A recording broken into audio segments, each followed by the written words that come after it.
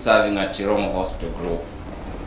Chiromo Hospital Group is an ultra-modern, specialized level 5 hospital founded a quarter century ago by 3 psychiatrists who are members of the Royal College of Psychiatrists, one of whom is a fellow emeritus, and 1 psychologist.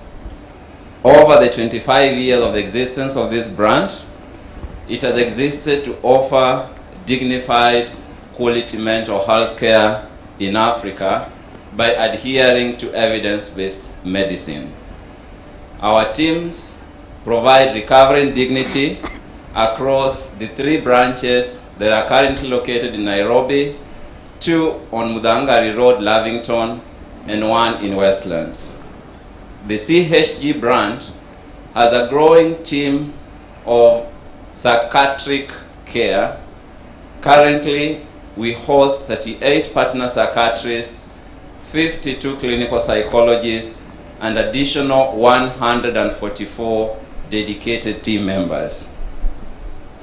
Over and above the dignified, quality, curative, and rehabilitative mental health care service, the CHG team works together with many other partners to collaboratively provide promotive and preventive mental health care service. Our existence is firmly anchored on the prevention of mental illnesses and the promotion of mental wellness. This webinar on establishing the mental resilience of our women is one such example. It is a collaborative webinar that has been executed by the Chiromo Hospital Group in partnership with the Ida Odinga Trust, the Linda Kesho Initiative. We are here today, and we believe that this webinar will go a long way in enhancing the mental wellness of our women and men. We are highly honored as Chiromo Hospital Group to host a very powerful panel and moderators with very deep and broad experience that will go a long way in achieving what this partnership set out to do. Allow me to sincerely appreciate the team that has worked tirelessly to deliver this webinar. Allow me to appreciate Jedida, Beryl, who called tirelessly to be able to execute this. Allow me to appreciate the team from the Royal Media Services, led by Victoria and Tina, and the other members from the 4th Estate who are with us today, who've delivered this success. We believe that this is one significant step among the many initiatives that are taken by many actors in this space to normalize the conversation on mental health. We are live on Facebook. We are live on YouTube, courtesy of our robust digital team, led by our established member of that team, the clinical psychologist, Gadoni Mbugwa, and very dedicated team members. We hope you enjoy this webinar. It is now my utmost pleasure to introduce to you our moderators of this webinar, Victoria Rubadiri and Tina Ogal. Victoria Rubadiri is an award-winning journalist based in Kenya. She is a senior news anchor and a reporter at Citizen TV, a leading East and Central Africa broadcast network. She graduated with a bachelor's degree in broadcast journalism from the Temple University in Philadelphia, Pennsylvania. She has worked in radio and television cables with 11 years experience in the industry. Victoria is a recipient of the Kumo Award, which is known widely in Africa, the Komla Duma Award, which is widely known in Africa, anchored by the Ghanaian journalist. Victoria is also a recipient of the 2020 BBC World News Award, as I've stated, and beyond her mainstream media-rich experience, She is a seasoned moderator and an MC. She's hosted very many high-level fora across Africa. Who is Tina Ogal? Tina Ogal is one of the senior-most journalists serving the Royal Media House. She has 19 years experience in the media industry. She holds a diploma in mass communication and a degree from the University of Nairobi in political science and psychology. Tina Ogal is a true testament of what journalistic integrity is, and over the years, we've loved her voice. Those of us who reside in East and Central Africa, we love the powerful voice of Tina Ogal that resonates through the Royal Media House. With a background in theater and music, Tina Ogal is so passionate about the wellness of the youth, the girl child, and women mentorship. To our audience across the globe, we are highly humbled for having taken time to log in, and we look forward to an engaging webinar this mid-morning.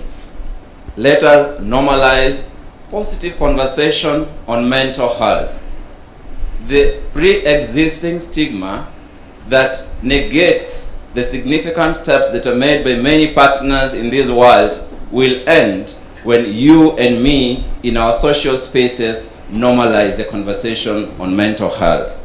Allow me now to say that this normalization of this conversation starts with you and me, who are our audience today, and our panelists who've taken this significant step.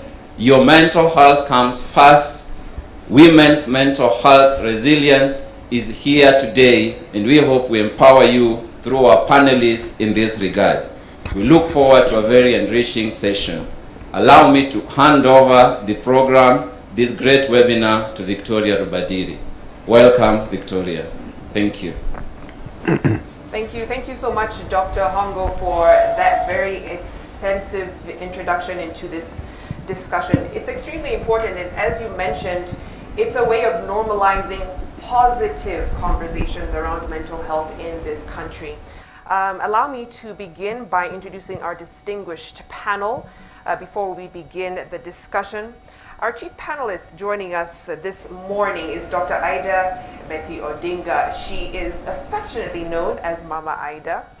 She is a mother of 4, a pioneer female business executive steering East Africa Spectre Limited, and that is a leading East African energy company since 2003. She's also the founder and patron of the Ida Odinga Trust, a great partner in today's conversation. It's a women's rights advocacy and charity organization. And she's also an educator, a trained teacher with over 20 years classroom experience in Kenya. We have a lot to learn from Mama Ida. Thank you so much for joining us today. We also have Dr. Frank Njenga. He's the presidential advisor on mental health here in the country. Comes with 4 decades of experience in psychiatric health. He is a respected voice when it comes to mental health issues and conversations in this country. Has been in private practice since 1983, before which he was also a lecturer at the University of Nairobi. Thank you so much, Dr. for joining us today. I'll hand over to Tina to continue introducing the panel. Thank you, Victoria. Like the doctor said initially, we do certainly have a powerful panelist today, because we'll be joined online with Honorable Ambassador Dr. Amina Mohammed, the CS Sports Heritage and Culture.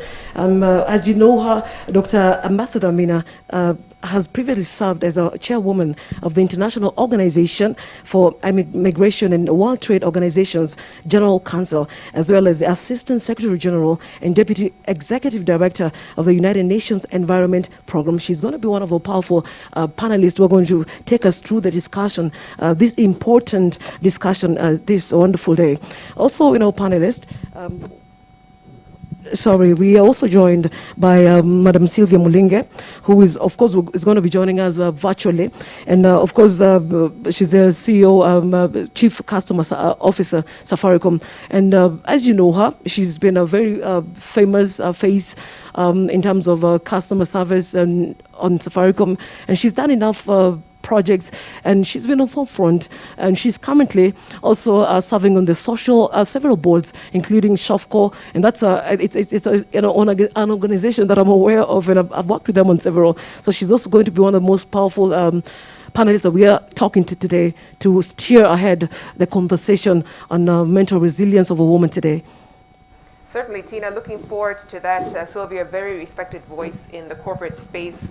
Also joining us this morning is Dr. Catherine Siengo Mutisia, another respected mind in the mental health space. She's a senior consultant, a psychiatrist, and she's a founder and director of the Nairobi Parenting Clinic Limited and the Nairobi Mental Health Services.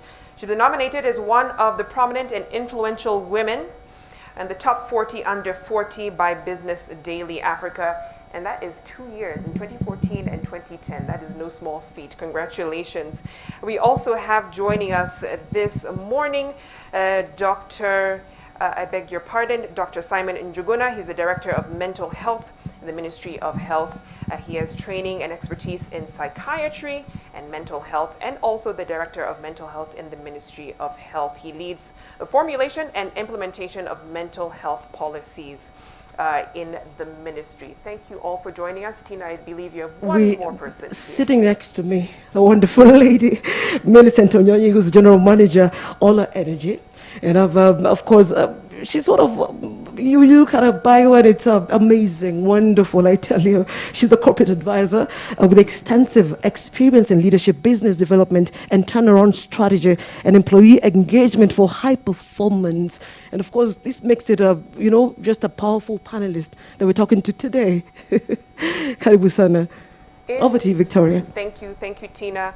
Let me begin with you, Mama Aida. You are a woman, a matriarch that we have watched over the years, we have admired over the years. And the question that always comes to mind whenever you are in forums like this is, how do you do it all? I know you're such a wonderful champion of women's rights and the girl-child rights as well in this country. But what kind of spurred that interest and that passion in that area for you? Thank you, Victoria. This is interesting because I really just don't know how it started. But what I know for sure is that women and girls must try their best and must have that opportunity in order to excel in whatever they are doing. Now, I believe that every human being, girls included, are born with something in them, some potential in them that needs to be brought out in order to achieve what the community expects them to be. Now, this did not just come out by accident, but has come out as a result of my work, my life, and my association with the women in this country. Sometimes it is difficult to know exactly where I start, but I know the issue of knowing that anybody who is born on this earth is important. Everybody on this earth, be you a woman or a man, you have something important that needs to be brought out. And that is where schooling coming in. Now, role model coming in. That's where you look at a child and from birth you said, this child should be like this, or we wish this child could be like this. And it starts with even the name, the day you give birth and you name the child. When you give the child that name, maybe you are naming the child after somebody. You expect that child to be like that somebody. Or maybe after season, these seasons carry weight on what kind of child that child would be. Now, I would say that my realization as to what can be done started way back from my childhood. My first teacher I would say was my mother. And I am who I am because of my mother. Therefore, as we talk, or as we'll be discussing, we must realize as women that the role of a mother is a very important role, because it will determine what sort of child that child will be. Well, as the child goes to school, another role model becomes the teacher.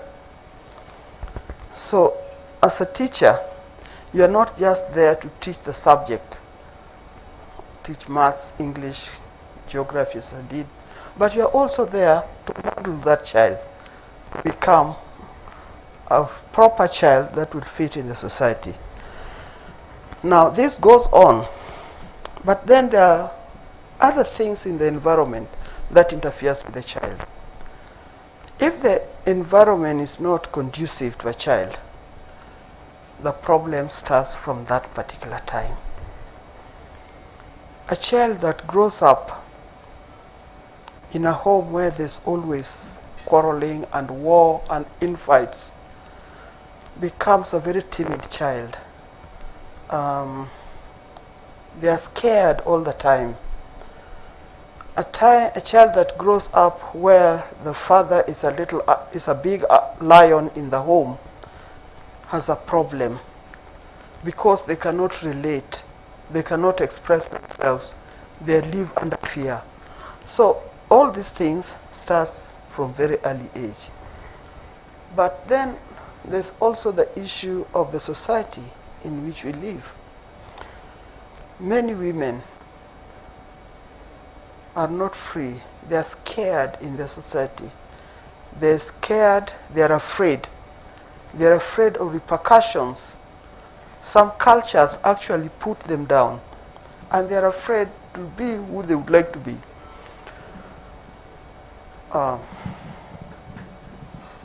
It goes on and on. So we find this problem is actually starts from, it's across the whole spectrum, from childhood to the last to old age. At every time, there's always something that scares the people. And I think today, with the specialists that we have in this panel, I'm sure they're going to unlock some of these things to enable the women particularly to lead a free life and a happy life and a productive life in this country. It's funny because we were talking to Victoria earlier, Mama Ida, and we are realizing that it's like for us, violence has been part of our lives. We don't know how to do it better. So as a society, as today's woman, how do we change that narrative to lessen probably the burden from parents who should know better, to start nurturing mental wellness from an early age to the life of a child? Yeah, violence has become kind of part of our life in our homes, in schools. Remember when you were in primary schools, maybe it's still happening up to now? Yes. You know, the teachers used to cane children a lot, to an extent that when the child sees the teacher, all what they know is that they're going to be caned for one reason or another, for things that they don't even understand why they're being caned. Yes. And this made learning very difficult. And I'm sure many children used to run away from school simply because they feared the cane. Now, we know now that you can actually talk to the children without necessarily caning them. They'll understand. We must look at the other way of life. That violence is not good. I know you say caning is not violence, it is teaching them or emphasizing a point. But we find violence even in the homes where these children come from. It is not only in schools. We know homes. I remember when I was young, there was this guy who was always beating his wife, and the woman will be screaming in the middle of the night. And I said that when I grow up, I will not marry. If this is what is happening to married women, you know, you can imagine the children of that woman. Yes. Because they knew that every time their father came back home from the bar or from wherever she was, he was going to beat their mother. And this scared the children. In other words, the father never had enough time to stay with the children, to sit with these children, to make sure that the children know him and he gets to know the children. All what they know is that when he comes, you run quickly to go and sleep or to disappear because the war has just started. So this violence begets violence. Children who grow up under such circumstances, eventually they also become violent. And the circle continues. I'd love to bring Dr. Njenga in on that point. Mama Ida has brought up the issue of society, how it conditions children, even from birth, on how to react to certain situations. You're the chair of the Mental Health Task Force, and I know you visited various communities across this country and came up with various findings. What did you find in particular when it came to women and girls, and what affects them most in the area of mental health? Okay, let me say Dr. Siengo was also there. So anything that we did right, she takes responsibility for. Anything that went wrong is my responsibility. So there were 3 very specific findings relating to women and girls. The first one, interestingly, arose from what the president had said on the 1st of June 2019 in Narok, which is that he and the government and the people of Kenya had noticed an increase in gender-based violence, which was leading to depression, to suicide, and to femicide. If you look at that speech, that's specifically what he talked about, femicide. And it was as a result of this observation on gender-based violence that a couple of months later, Cabinet, in its wisdom or whatever, decided to form now the task force that Dr. Siengo and I and other people sat on. And we reported and presented the report to government on the 7th of July last year. Having gone right across the country, and I have to say, we saw many very interesting things. 2 things stand out in my mind in relation only to women.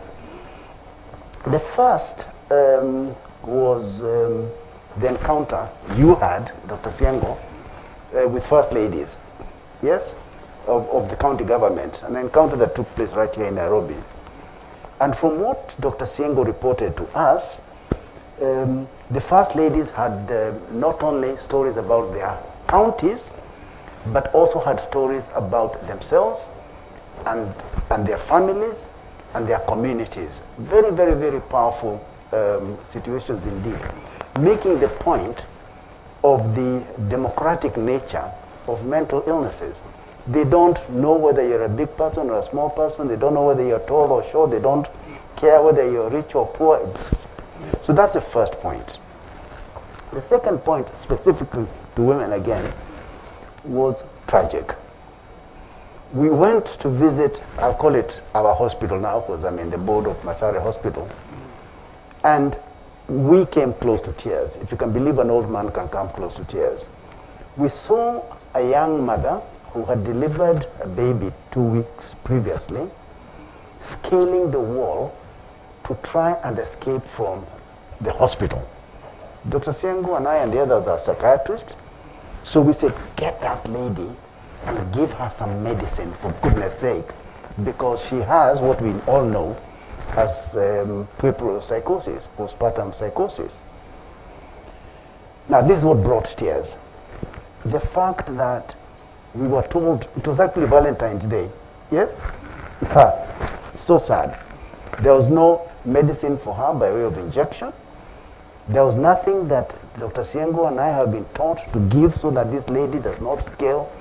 And the reason she was like that, at least I thought, was her breasts were engorged with the milk that was entitled to go to her. I mean, it was such a tragic sight.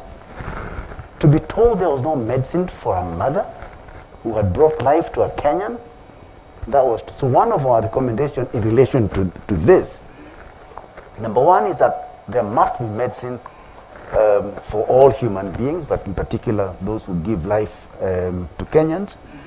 And we are now moving in the right direction to try and make sure that this.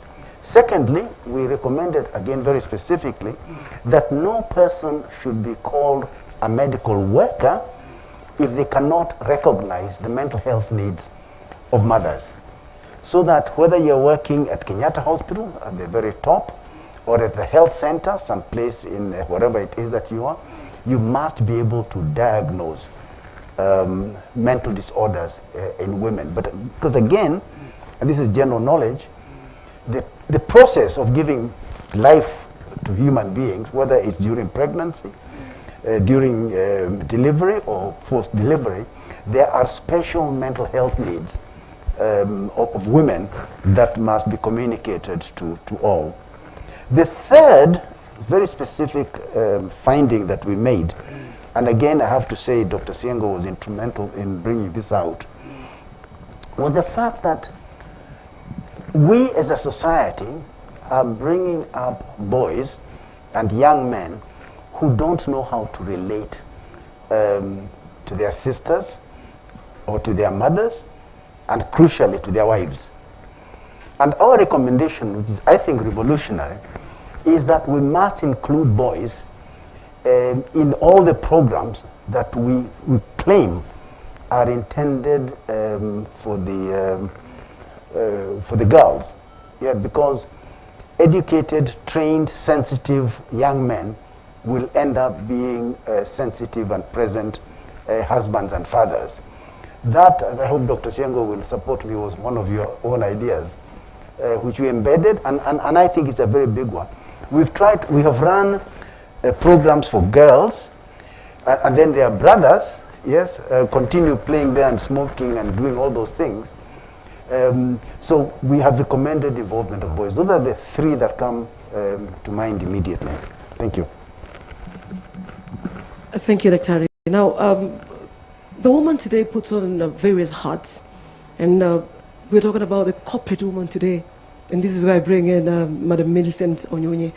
And you being a corporate person, in the corporate world, what are some of the mental health challenges that confront women?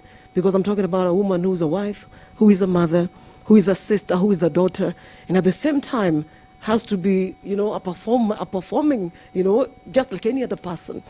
So what are those challenges that a corporate woman would face on a day-to-day basis in the office? Yeah, I think one of the biggest challenges is work-life balance. Yes. I mean, it is, when we walk into the office, we don't come in as a man or a woman. Yes. We come into objectives. And it takes a very strong organization and managers to realize that when a woman walks in, she walks in with her whole self. Yes. She walks in with her children, she walks in with her family. She walks in with a lot of perspective that maybe a gentleman may not walk in with.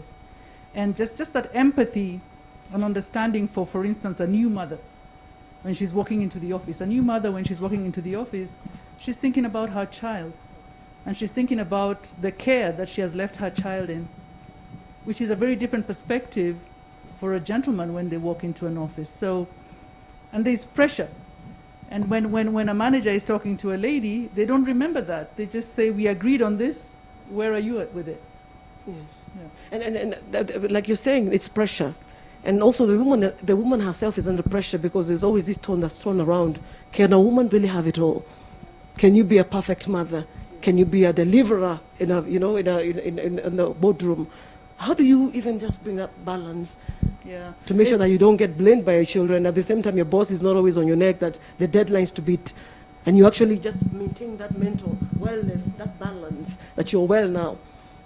Yeah, I know my children say, Mommy, you can have it all. I say you cannot have it all. No, I think that's one of the liberations that women need to come to. Mm-hmm. The fact that you cannot have it all. And that there's nothing wrong with stepping back at certain periods of your life. Like if you do decide, and by the way, it's a choice, whether to have a family or not. So that's another pressure that women face, that they must be married and they must have a family. Yes. Now that's a choice. But if you do make that choice, then it's not possible to have your career moving at a certain level when the children are also coming in.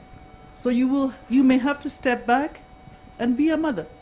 So I always say in the office that at 5 o'clock, I'm not Millicent Onyonyi, I'm Mama Diana. Yes. And there's nothing wrong with that. And my whole identity is not about my office. There is identity when somebody refers to me as Mama Diana. That is a great identity. It's as great as my title as general manager. It's an achievement. And so I'm happy to leave my general management and become Mama Diana. And there's a season where becoming the general manager was not a priority. Being Mama Diana was a priority. Yes. Yeah.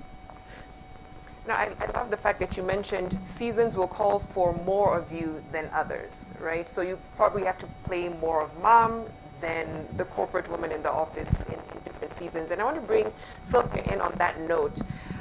Sylvia, we've had several discussions around gender in the office, gender parity and whatnot, but now we're looking at the mental health conversation around women in corporate. What kind of role does leadership, human resource departments play in normalizing such discussions when it comes to mental health? Because, we talk a lot about the tone at the top. Leadership sets the tone in how people will perceive different scenarios in the workplace. But from where you sit, what role does leadership and the HR departments play when it comes to normalizing mental health?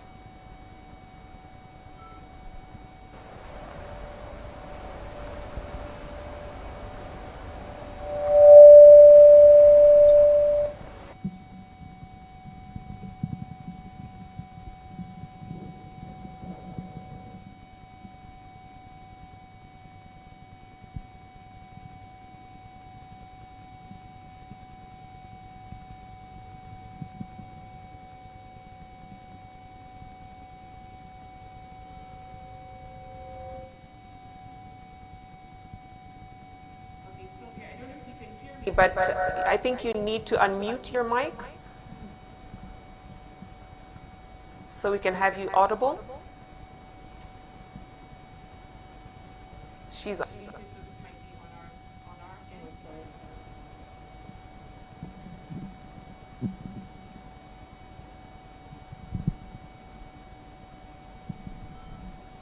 Okay, so I can see people on the chat are saying they can hear me. okay. So We can hear you now. Okay, fine. All right. So thank you for the question. I think without belaboring the point, the critical thing is to understand that when you come into the organization as an individual, and not just organizations from a corporate perspective, but even when you're running your own individual business as a businesswoman, what you bring is yourself, right?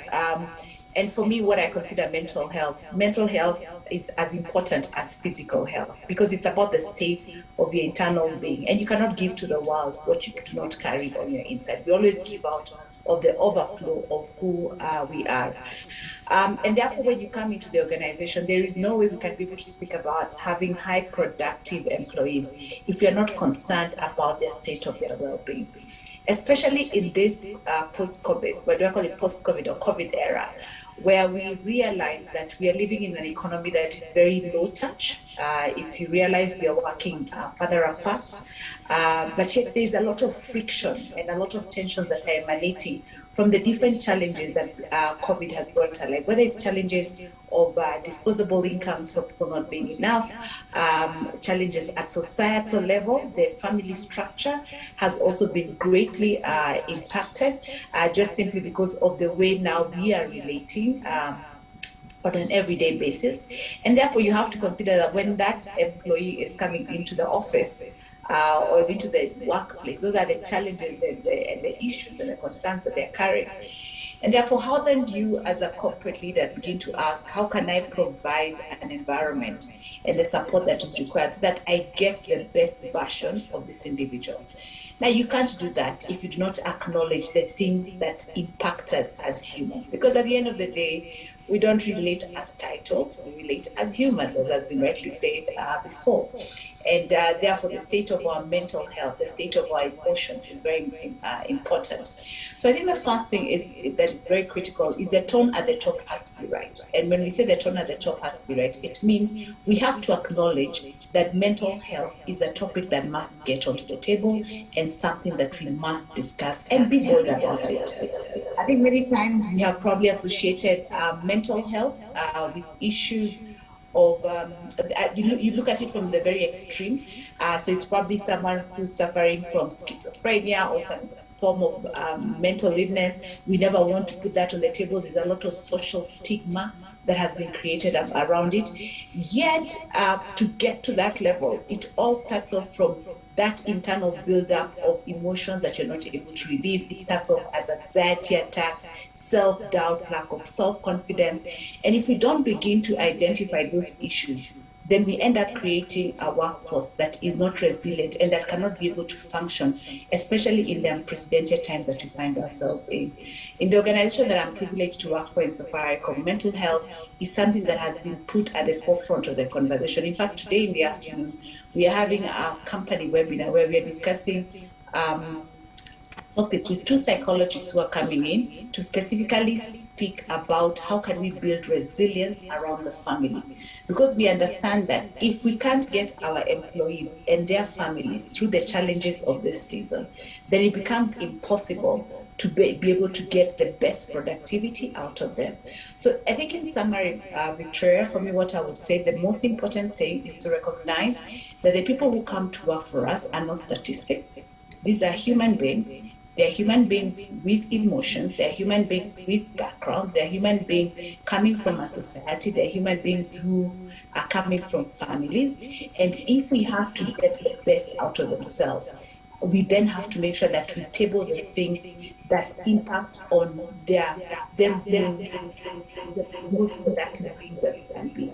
And therefore, it must be a topic that we speak about, that we are not ashamed about, that has no social stigma attached to it. It's about you and me and having the conversation on the table. Thank you. Now, I think basically this discussion is, at the end of the day, we go back to trying to create the balance for the woman in the society, because they always say that if the woman is okay, everything is fine. A lot can go wrong if there's any instability in a woman. But then again, this is where I'd like to bring in Dr. Amina Ambassador, who's also the CS Sports Heritage and Culture. And we've talked about the corporate woman, we've talked about the doctor, whoever. But then again, is maybe, Madam Amina, if you're getting me, how can one balance the role of a mother or a wife while at the same time handling the role of a public servant?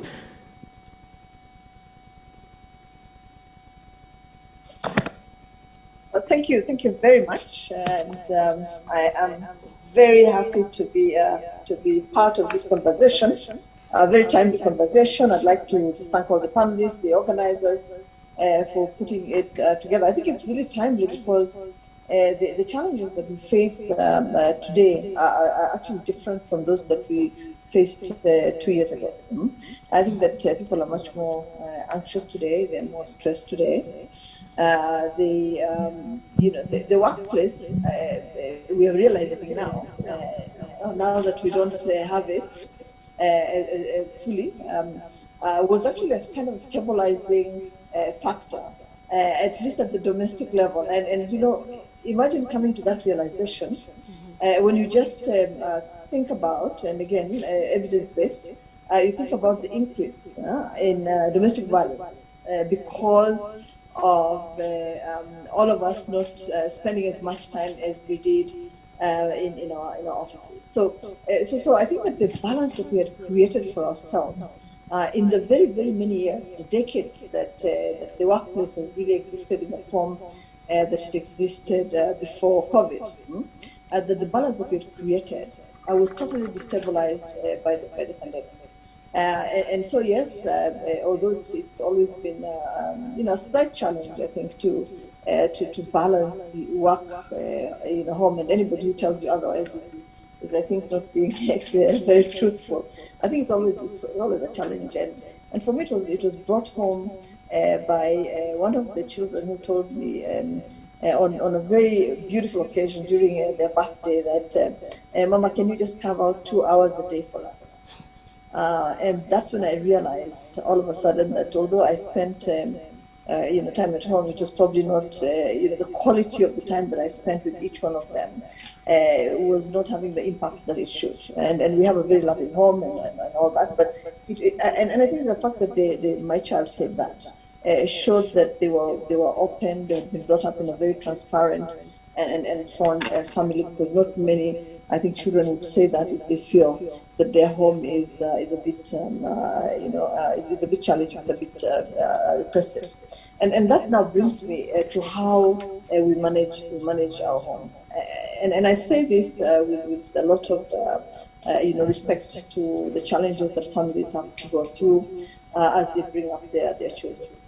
But depending on how much time you can spend with your children, making it qualitative, making sure that when you're there, you're actually focused on them, that the phone is kept away, that all the gadgets that we carry around are actually kept away from the children, and you focus on what they're saying, what they're doing. Playing cards with them, just looking at their homework and making sure that they understand that you know what they're doing, the contribution that they're making, the sacrifices that they are making, making sure that they feel that they're in a fond, caring environment, that the relationship that you have with them is strong, so that when they feel that you're not doing things correctly, they can actually come up to you and say, look, I don't agree with you. I don't like what you're doing. I think you can do it differently. Things like that. So I think we need to have homes that are bringing up children that can actually openly discuss the challenges, the fears, the anxieties that they have. And balancing the time that you spend at work, where you have, as Sylvia just said, you have to create an environment that is also supportive of each of the colleagues who work with you, making sure that you understand they also come from homes. They also have some challenges that they need to address. So creating that environment both at home and at work can be challenging, and obviously it requires quite a bit of focus. Making sure that everybody has a little bit of time that's dedicated to them to be able to discuss, not just work. Just find out how's your family doing, how the children doing in school, right? Is there anything that I can do to be supportive? Things like that. I think that supports those that you're with. And as for me, I can tell you, it's always going to be a challenge to strike the balance that you need to strike, and we are always striving to improve that. The expectations at home, expectations at work, societal expectations of what even a woman leader should be like. That is not, always extremely supportive. There's a lot of pressure, peer pressure for the children, but for yourself as well. And then we have, I think sometimes in a very unhealthy way, made everything terribly competitive. So, you're almost always forced to be on guard. And I think if we can avoid that, and what, again, one of the panelists said about mental well-being, and making sure that there's a realization that everybody makes a serious contribution, whether it's to the workplace or to the homestead, and recognizing that, applauding it, commending it. If you feel that there are issues that need to be corrected, correcting them in a manner that does not put people on edge, not making people fearful. And I think that's something also that women leadership brings up, and I have a lot of respect and regard and honor Mama Ida Odinga because of actually the way that she's also been supportive to young people, girls, especially, and what she has done in creating those environments in schools where she has taught, in schools that are near her neighborhood and her community. And that message that you can be a woman leader, can be a mother, can be supportive, can be generous in spirit, can listen, can be very economical with your criticism. It's okay to criticize, but be economical. Know that there may be other issues that you need to be a bit cautious about. And I think just being supportive would help, but also bring up our children. And I think Dr. Njenga, who I also know well and respect, and also honor, has said that the way that we bring up our sons leaves a lot to be desired. Also, I think that of recently, even the way that we bring up our girl child is not, I think, optimal. So we need to be able to balance these things and make sure that the children know that, as far as you're concerned, they are both important, and that you don't love your sons more than your daughters, or your daughters more than your sons. That both of them make a serious contribution to the well-being of the family, and that you're supporting them equally. And if you love one more than them, please don't show it. You know, don't show it. I mean, that has to be your secret. Don't let any of them think that, because then it creates a lot of jealousy, it creates a lot of negativity within the homestead. But let me just end by saying that I think we're on the right track, having these discussions openly, conveyed to everybody, bringing people on board, discussing how we feel about women's resilience and things like that. I think it's really, really important. But what Dr. Jenna said about sometimes just taking a little bit of, paying a little more attention, I think, to women because of what they need to go through. They're the caretakers. They're the ones who make health decisions in the home. They are the ones who are the comforters. And when they have mental health issues, and he's just described a scene of a young mother, and I think that you see those things quite often, and it brings tears to your eyes, it breaks your heart. And so we have to be a more caring society, I think, understanding that not everybody is the same, that people treat challenges differently, that they treat responsibilities differently, and being understanding. And knowing that, not all your fingers are equal. I mean, there are differences. So we'll all be different all the time. What will be important is for us to understand that and to pay attention to that and to support everyone in the manner that they actually are. Thank you. Thank you. Thank you, Waziri. Such great points, especially when it comes to the issue of work-life balance. I should call it the ever-elusive work-life balance. I think it was Sheryl Sandberg who said, I like to call it work-life integration. So it's putting things that need that priority where they need to be and making sure you give quality time to those things. And in this case for Waziri, it was the children. They're most important in this equation. Let me bring in Dr. Siengo on that. We've heard a lot of the challenges that women have to deal with, the many roles that they have to play in the various spheres of their lives. But when you're giving advice to a woman watching this discussion, she's probably dealing with the working mom guilt. I can't be everywhere at the same time, but I still have to provide for my family. And many times you'll find solutions like therapy is usually the last resort.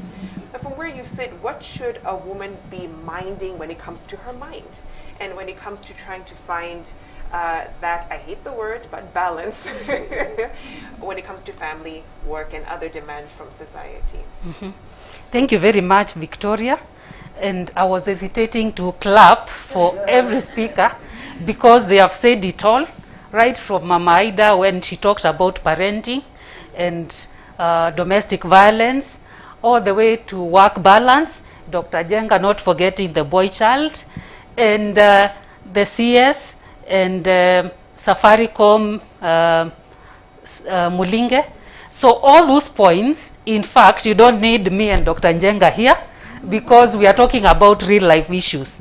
But what is important for a woman is what our speaker here has said, that there is no time you will have full balance.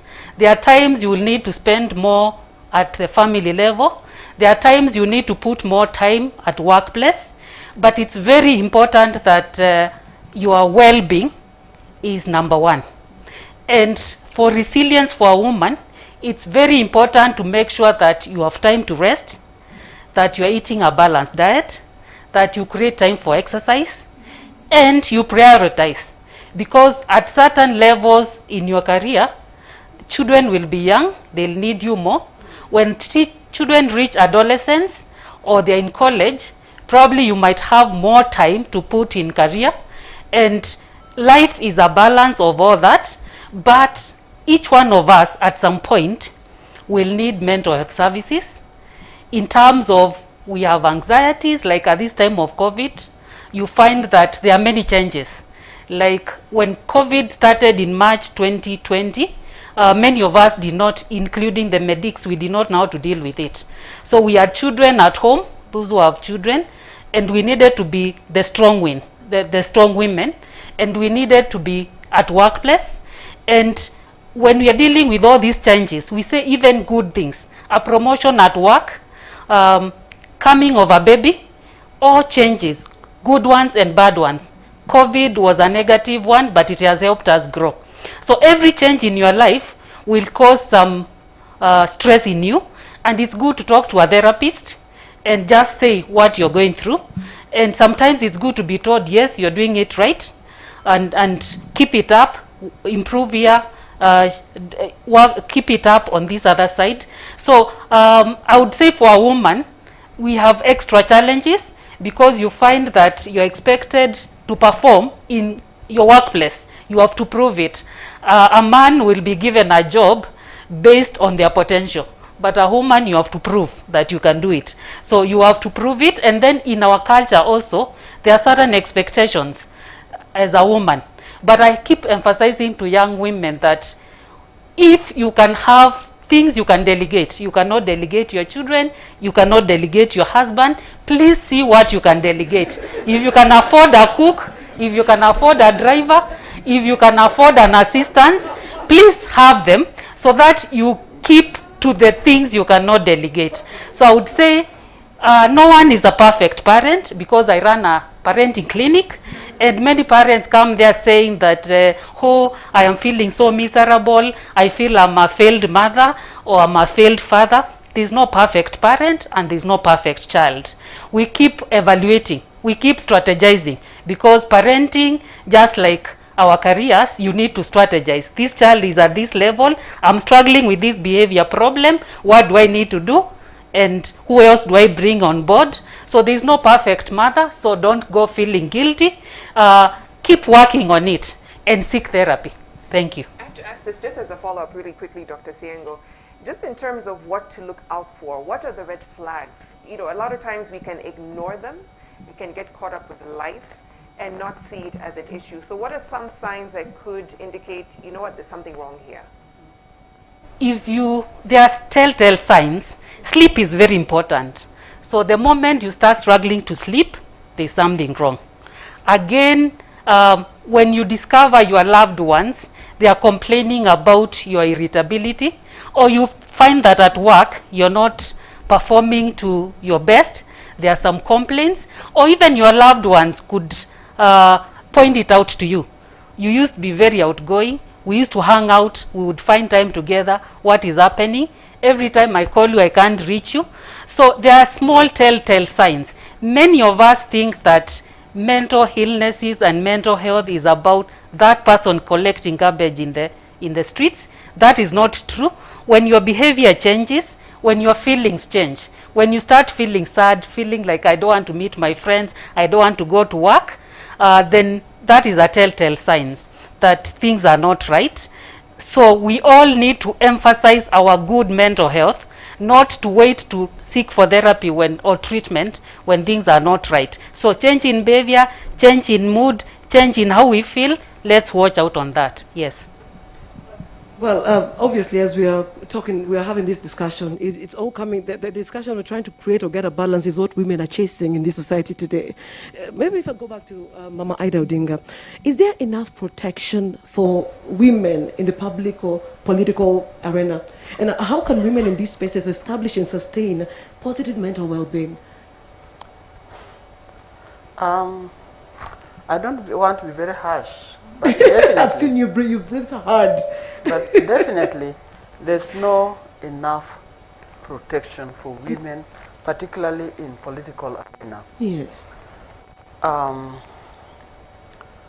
standards that the society have set for women is different from the standards that society have set for men. For men, particularly, let's take elective posts. Yes. When a woman wants to contest an elective post, Let's take, for example, they want to become member of parliament of these places, Westlands, or any constituency.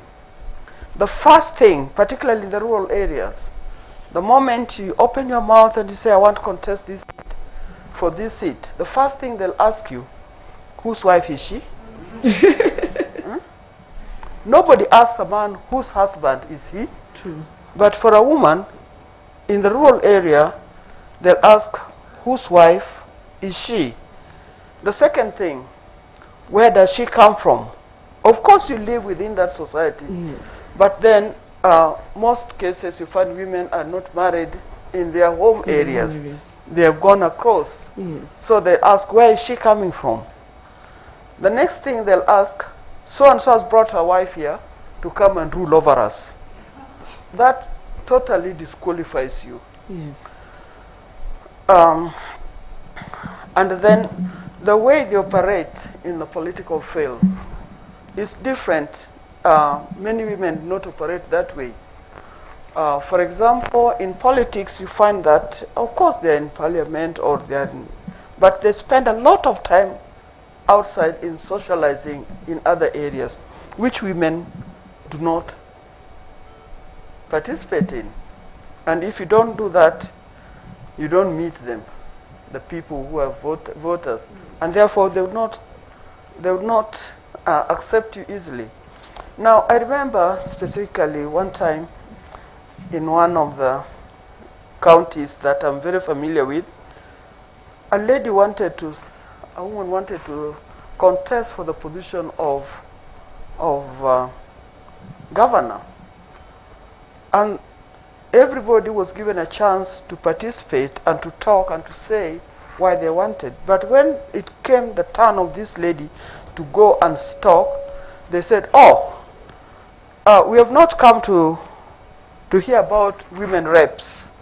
There's a seat preserved for women called women reps. So wait for your turn. When we start discussing that, come there. But this woman did not want to be a woman rep. She wanted to be a governor. So there's a lot of imbalance when it comes to women. Now, the other thing that makes women shy even to contest is the language that is used publicly during campaign time. The first thing they know, if they want to knock you out, if your neighbor, your opponent wants to knock you out from the campaign field, they'll call you a prostitute. And that's a name that many women fear. In fact, I think all women fear that name. They'll talk of things that they know they don't want you to talk about. Now, we look at the society. Women are part of the society, and particularly the married woman. You don't want to interfere with your in-laws. You don't want to appear that you are lording over them. So it becomes really, really difficult. No wonder you find very, very women are going for elective post. But you'll also realize that women, particularly professional women like the ones we have here in the panel, they don't want to expose themselves to ridicule. So they'll shy away from there. But when it comes to men, you'll find the top men, top professional men, wants to go into politics, and they go and contest and win.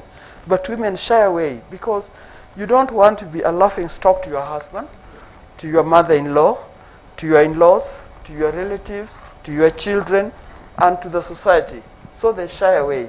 So nothing, very little has been done to create space for women in politics.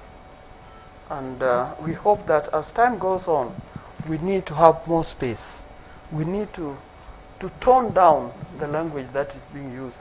We need to let the women operate freely in the society and take up position of leadership, because the women who are in those positions of leadership, they are doing pretty well. They're doing perfect, good job. It is a thought of a lot of women that some of the women leaders who are on the forefront and powerful personalities like you, Mama Ida, should have been, in the forefront to create the space.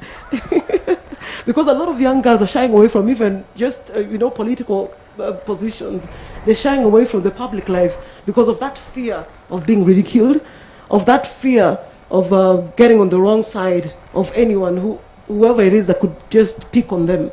So how do we do it right? Yes, in my early life, I started an organization known as League of Kenya Women Voters. Yes. And of course, in the 90s and the year 2000 and so forth, we had very many women organizations that were fighting for the rights of women. Yes. Like National Council of Women of Kenya, League of Kenya Women Voters, and many others. These ones just fizzled and disappeared. Now, we need those organizations to be revived. So that, particularly now that we are preparing for the elections of 2022, we need those organizations so that they can bring out the potential women and help the women to contest for those seats. Without those organizations, it becomes really difficult for women to compete. Yes. Yes. And I'll urge the women, don't shy out. We need to do a lot of mentorship to these women. And I'm ready to organize small groups to do mentorship to all the women who wants to contest for whatever seat from whichever party, just the women. And maybe there's an important question for Madam Millicent. Now, there's also the corporate wars, whereby a lot of women have come up, CEOs. They say that it's very tough and hard to go up the ladder, because there's so much that comes up, like how did she get there? Who did she bribe? Who does she know? So are these normal conversations? and then you as a leader in the corporate that you work for, how do you create an environment for even younger girls who are coming up the ladder to want to be there without all this, noise around them? I think one thing as women we have to realize is the noise is part of life. Yes. I mean, I think we say what? Mlio wa chura haizui ng'ombe kunywa maji. Sasa itakuwaje? You have to deal with the noise. I think that's another reason that women, sometimes we sort of shy away. Yes. I know sometimes I feel like, is it worth it? But if it is what you want to do, and if it is your giftedness, then you better bear the noise. It comes with the noise. And actually resilience, it comes out of adversity. It comes out of being able to overcome the obstacle. We cannot call ourselves resilient, and a little noise we run away. And it has really misled a lot of women, because for women they feel like you have to be a man in a man's world. No, you don't have to be. You just have to persevere and be yourself, and I think most importantly, act in integrity. If you have integrity, you will have a bit of beating, yes, but you will move on. And the noise will come and there will be setbacks, but you will bounce back. The resilience is in moving on. Exactly. So where does resilience come from? Resilience cannot come from a smooth operation. Yes. Resilience comes in overcoming the trouble and realizing the goal. Wow. Yeah. And to kind of carry that thought forward, let me bring in Dr. Njenga. When you're looking at how society is structured, how corporate is structured, from the government's perspective, and you talked about this earlier in terms of some of the recommendations that have been put in place when it comes to mental health, if it's more medication, if it's socializing our boys a bit better, if it's equipping our health workers. But from your perspective, what are some of the short-term and the long-term plans the government has to really address mental health in this country, and decisively so? You make me smile when you say government. I'll accept that and I'll try and answer your question, but it's fascinating. Government. Okay. So we in government are very clear about the way forward. There is, government literally put in a mental health task force with a clear mandate of looking for and identifying the issues around mental health in general in all Kenyans, not just women. That report was presented and accepted by government, and that is the framework in which the government proposes to move forward. In fact, the position I now occupy is primarily to ensure the proper husbandry of the recommendations of those reports. And those reports, the recommendations fall into three broad categories. The first category is really simple and straightforward. These are administrative things. For example, you can quickly make sure that the woman I talked about at Mathare gets medicines, tablets and injections in her body by making sure that KEMSA, whoever it is that is, you don't need to go beyond that. So there are administrative things, and we have listed administrative things that will give a greater effect to service delivery to our people. The second set of recommendations are of a more medium-term nature, and these are to do with the policy issues. And again, the government, we have in Kenya a very clear statement of where mental health should be in the year 2030. It's very clear, the policy is there. What is going on right now is the implementation of that. And then we have a third category, which are legislative, medium and longer term issues. For example, we found, to our shock and horror, that in spite of the heavy burden of disease caused by mental disorders, we as Kenyans provide only 15 cents to every Kenyan to receive care for a whole year. The global recommended average is 250 shillings per person. Now, how can you expect to deal with a problem worth 250 shillings when all you're giving is 15 cents? You can even buy peremende, can't. So right now, as we speak, there are a number of things that are going on, and I have good news. The first piece of good news is the Mathare Hospital last year was gazetted as the semi-autonomous government agency, a SAGA. It has its own board led by Professor Atuoli. It'll be able to procure its own drugs, employ its own people like Daktari here, and even more importantly, we are moving. We will move Mathare from the present site, which we have occupied since 1913 or 1911, to a new site that has been allocated in Ngong on 200 acres. Now, this is not going to happen tomorrow or the day after, but it's a commitment that I can see, that we can all see rather, that there is long-term thinking by government about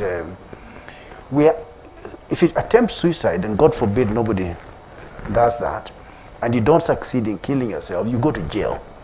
I mean, a ridiculous proposition, because you attempt to kill yourself because you're depressed, you have a medical need. To take you to prison is...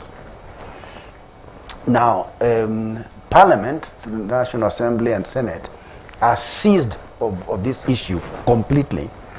And together with Sylvia Kasanga's promoted bill on mental health, that is going ahead and that's going forward. Do you want to hear more?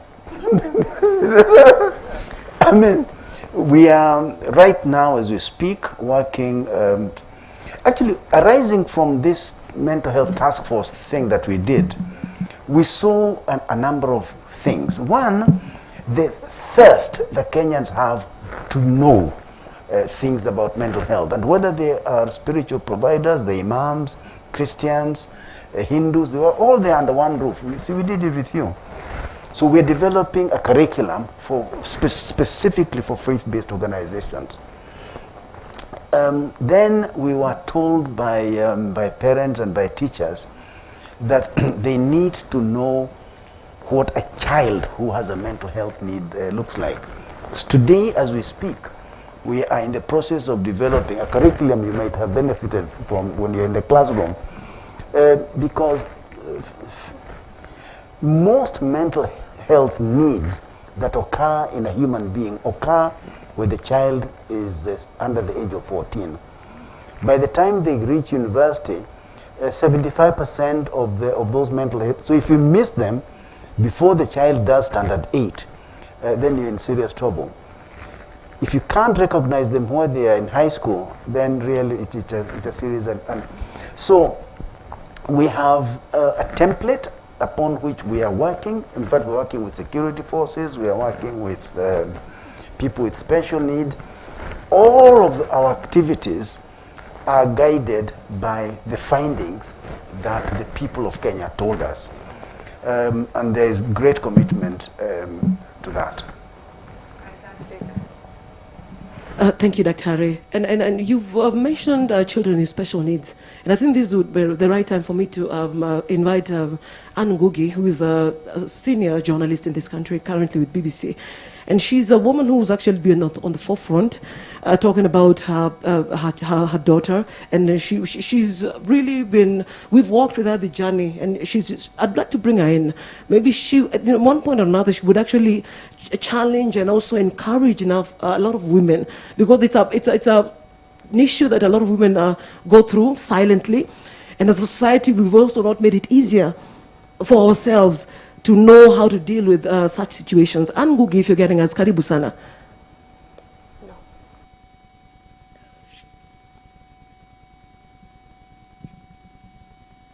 We're having some technical difficulties with Anne. Hopefully we can get her back online. But let me link up with Sylvia and something that she had mentioned earlier. So it's great to see how proactive Safaricom has been in trying to normalize the mental health conversation. She mentioned later today they'll be talking about building resilience around the family.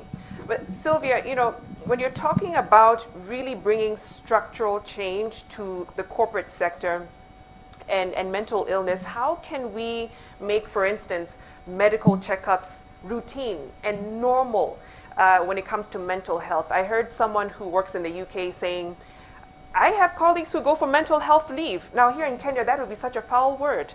How can you go on mental health leave? But it's necessary. Are those things that corporates in Kenya should start thinking about and start making part of their systems, in your view? It's actually interesting. As we were having this conversation, I just saw an email that came through on the company, I think from the CEO, indicating that he was encouraging everyone to make sure they take leave. And when they say they take leave, everybody to take at least 2 weeks of uninterrupted leave, because sometimes people go on leave from work, but you're not really on leave because you keep checking and thinking that everything is going to collapse simply because you're not there. And sometimes I think that this stems from the fact that we have very high performance cultures, and this high performance kind of ethic that we are brought in from the corporate world, we brought even into our personal lives. And we are constantly competing with everybody, with ourselves, and you never get satisfied. And I think for me, that is a fundamental issue with regards to understanding what it is.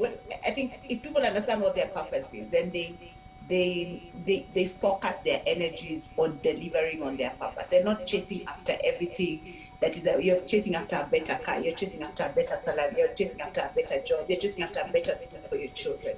Those things are good, but it ends up becoming a never-ending race that you never achieve, and you do it at the risk of increasing your anxiety, burning out, and all that stuff.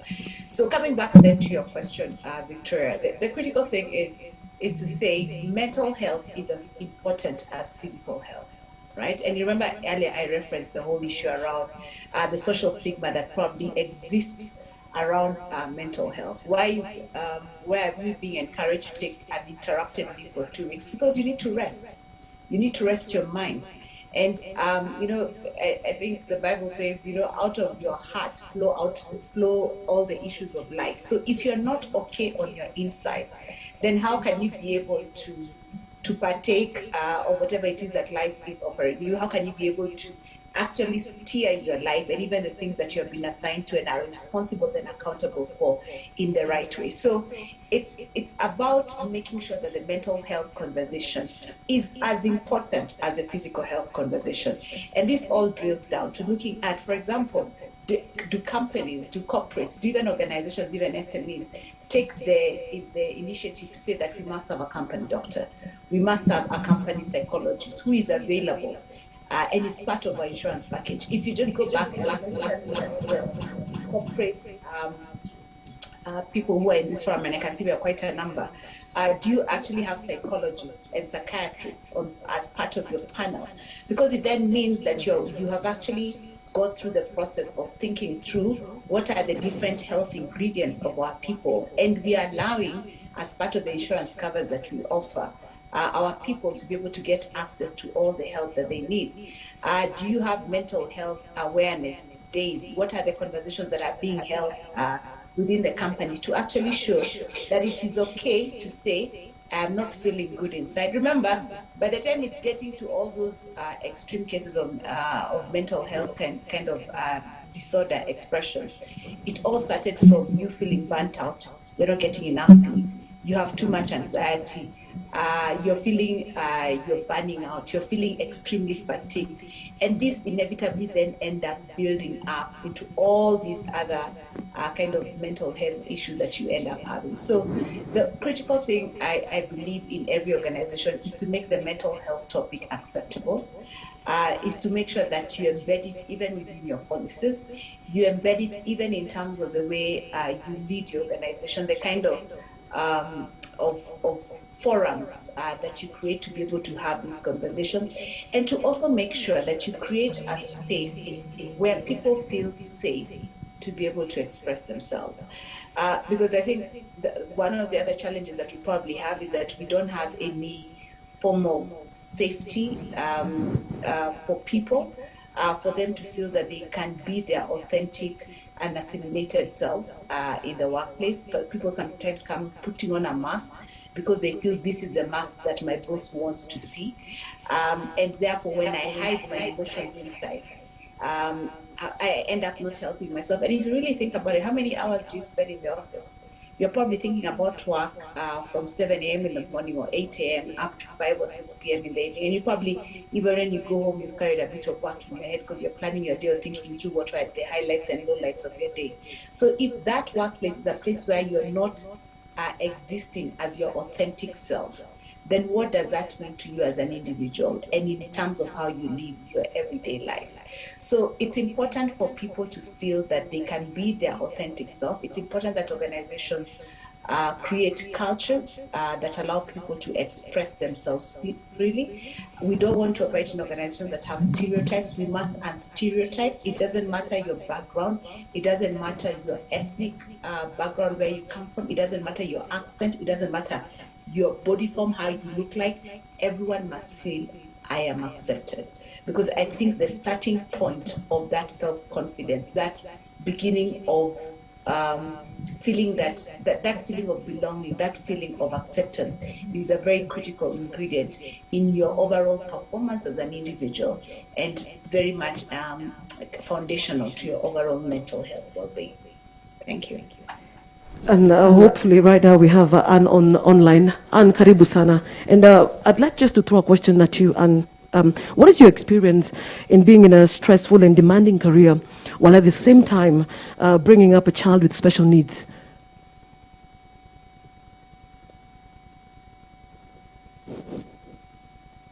Karibu sana, Anne. Are you getting us? Still having a technical hitch with Anne, but we are determined to get her into the conversation. Dr. Siango, I want you to kind of take forward a thought that Sylvia brought, which was, in the office, bringing your full authentic self. And many times we come to work with a perception that I'm here to perform. So my personal issues, anything to do with family and home, should not get in the way. How do you kind of find that balance of bringing, yes, if you have an issue, and also when it comes to someone dealing with a mental disorder, when should you disclose, for instance, to the HR department? How should you do that? How should you also open up to your colleagues about what it is you're going through, and how they can now be part of your support system as well? So thank you very much, Victoria. Stigma about mental illness is quite rampant in the country, and you find people who come for treatment from us do not even want our sick of to indicate that they were seen by a psychiatrist or a mental health provider. And this is because of probably their experience of or stories of what other people have experienced. And part of breaking stigma is making sure we do what Chiromo Hospital Group is doing, educating the public, educating the policy makers, what Mama Ida doing, and also having a political voice, the corporates talking about it, so that people can understand that none of us is immune to mental illnesses or mental health problems, that today it could be me who has faced a stressor and breaking down, tomorrow it could be the manager, the day after tomorrow it could be the CEO. So once we all understand that none of us is immune, then we'll be kind to each other. I know that unless we reach to that point, people will still hesitate to seek treatment because they will feel they'll be stigmatized. But at the workplace is the place where you spend a lot of time, and it would be very good that if then you feel they will not understand, you have a right to treatment. Most workplaces have insurance covers who can access most of those treatments. So see your doctor. It is confidential. You'll be treated. When you need a sick off, you'll get a sick off. If you need admission, you'll get admission. And you should know that, and every Kenyan needs to know that, nobody can retire you on medical grounds or punish you on medical grounds unless you've been taken to a medical board, which consists of at least 3 doctors, and this is a board which has been constituted by the Director of Medical Services, not anybody else. So nobody should victimize you on that. You should know your rights, and that each one of us has a right to health care. So sadly, we will need to kill the stigma, but by doing what we are doing today, and eventually that we can all go to work, and when we are unwell, we will say, I am depressed, and I will not say I have backache, and I will say I've gone to see Dr. Njenga or Dr. Siengo. I don't want to go to a general hospital so that I am not known or suspected to be having a mental health issue. Yes. I see Dr. Amina has a flight, actually. So I'd like to invite her just before she leaves. As a CS of a critical ministry, Dr. Amina, what policies are you implementing to optimize the mental well-being of the youth and women? Maybe you can just give us that in passing. Thank you very much. Mentorship, and I think Madam Ida has raised that. I think mentorship, when I went to the Ministry of Education, I actually put in place a policy, a mentorship policy, which was very, very successful because it created safe zones for our, for the girl child mainly, where they were free to have discussions. They had, psychologists and psychiatrists coming in to talk to them, counselors coming to listen to them. So I think mentorship is critical. And especially for the teenage girls and adolescents, because really, as has been said before, that's a critical age, and if there are issues, that's when you really need to identify them, recognize them, and have them treated. But I think that generally, mental health, it has to be a positive state of mind. I think the whole idea of setting realistic goals for yourself, not setting goals that are not achievable, and just focusing on those. Taking a break is critically important, and in government we have about 4 weeks off every year. Now the funny thing about the leave that's granted by government is that you'll find a number of civil servants who actually refuse to take the leave because they want to be compensated for it. And we have been trying very, very hard, and I think we'll probably need some help from the experts here to convince civil servants that they must take the leave because they need that break. It actually gives them the time that they need to think afresh, to think outside any parameters, any frameworks that were set in the office. And I think that's when you're really most innovative. That's when you're most innovative. And it also allows you to learn how to deal with stress, with uncomfortable subjects, because you're not in the office space, you're actually in the home space. You're devoting time to family. you're not ignoring your extended family, which is actually one of the strongest pillars, support pillars, that we have. And I think that just in closing to say that mental health, and I take that argument and I accept it, and I think it's one of the things that I've been advocating for, even in the workspace.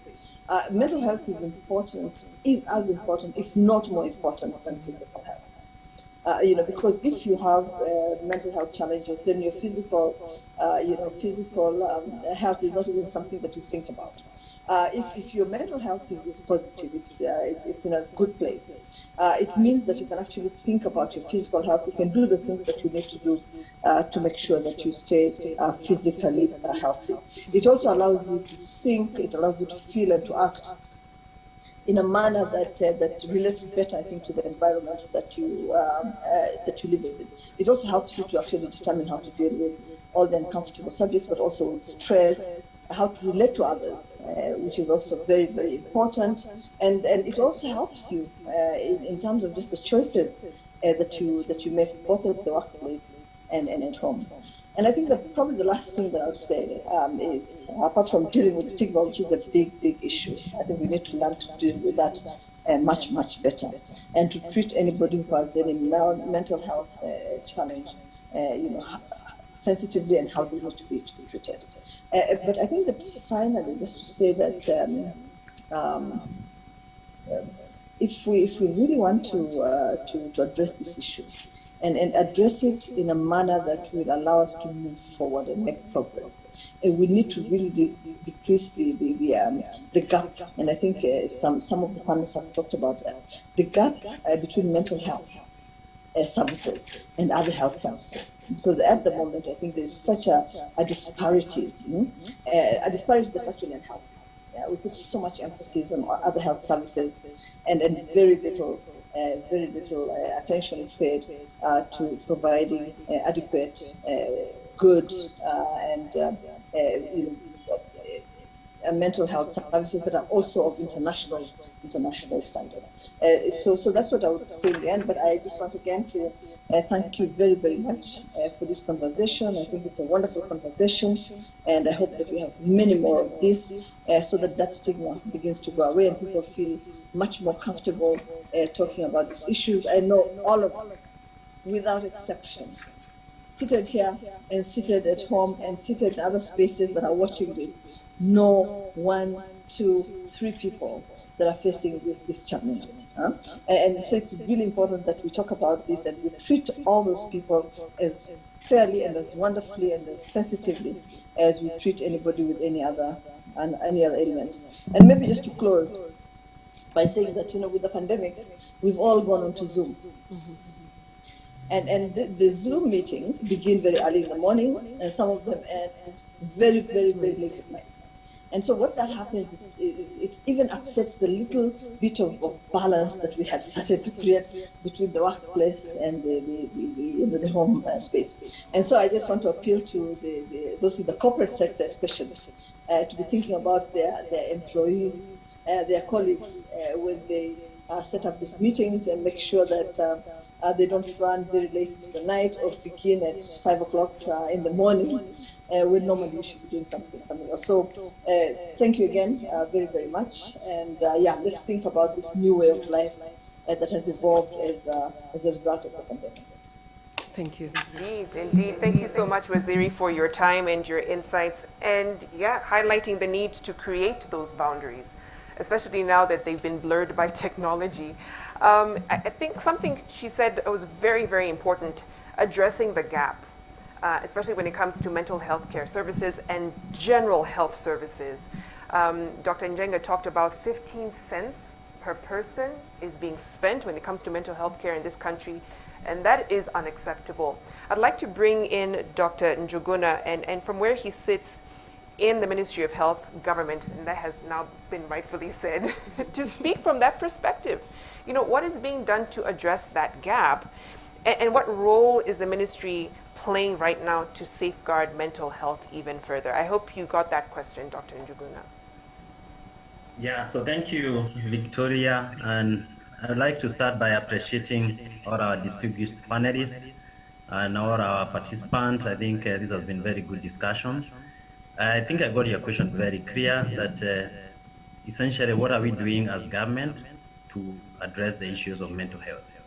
As it has been mentioned earlier by Dr. Jenga, that we already have some good framework on what we need to do with the task force on mental health report, the Kenya mental health policy. And essentially I would focus myself to the subject of today's discussion, sustaining or establishing and sustaining the mental health resilience in women. And I would start saying that basically that if you look at the demographics in terms of the women and their role in the society, it's so critical that we have put it as an essential section within our policies, within our strategy, and even within our action plan. And one thing is what was mentioned about starting programs on mental health literacy. Essentially what I mean is that these programs should start at all levels, from the school level, at the workplace level, at the community. And the essence of this is trying to bring a high level of understanding about mental health and mental well-being. It will bring an aspect of changing people's thoughts, attitudes, and beliefs around the concept of mental health and trying to maintain their mental health. And by doing so, if you look at the subject of mental health resilience, it's such a big subject, which people need to have the skills, and they can only have these skills by going through the necessary training. Because when you talk about the mental health resilience, is that you have the ability to spring back from some kind of adversity. And we look at women, they are so much exposed to a lot of adversity within the community, with the roles they play as mothers, as providers, and many others as leaders. So there are all these adversities they are exposed to. So we need to start at a very early age to have programs in school and continue at the workplace so that we can develop them to have the necessary skills. Because when you talk about mental health resilience, it's not just something just developed naturally. It may also have an element of developing naturally, but also it requires professional training to develop mental health resilience. It's a subject in psychology which need the professionals, but we don't have enough professionals. We need to have the professionals also trained and specialists to be able to propagate this. So we are looking at the spaces where we can reach women, apart from like starting at a very early age, that in school. So then we bring another aspect about making that people develop these skills and be able to use them. And this brings the aspect of programming on mental health promotion for women, prevention of common mental health conditions in women. And this has to be done within some form of program. And so we are looking at workplace program. We think that is where most Kenyans spend a lot of their time. But then also we need to look at where else there are programs related with women. There are maternal and child health initiatives, there are sexual and reproductive health initiatives, there are gender equality initiatives. We also need to embed these aspects about programming on mental health promotion for women and also prevention of the various conditions. And as government, when we talk about coming up with strategic plans to address issues of women, we need first to appreciate the risk factor, especially like we talk about maternal mental health. When we talk about the risk factors, we need to generally first see what is the level of the health of the woman who is going through pregnancy and childbirth. Because if we don't address the aspect of health with this woman who is pregnant or going through childbirth, then they are at high risk of perinatal mental health conditions. And we are aware that 1 in every 5 women go through a very severe mental health condition during their pregnancy and childbirth.